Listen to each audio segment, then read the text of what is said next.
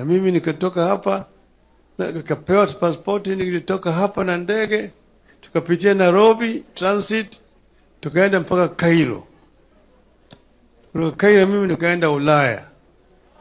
Hiyo ilikuwa ni miaka wa 62.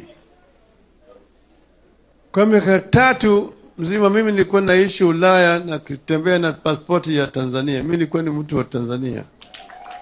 Kwa wakati hiyo mimi nimepata pasipoti ya Kenya mwaka 65. Miaka 3 baada ya uhuru. Miaka 2 baada ya uhuru mimi nikapata pasipoti ya Kenya. Kwa hiyo mimi nilikuwa Mtanzania na bado mimi niko Mtanzania. Kwa hiyo mimi niko na uhusiano mzuri sana, tena mimi kila mara naangalia mambo yanayofanyika hapa Tanzania kwa makini sana.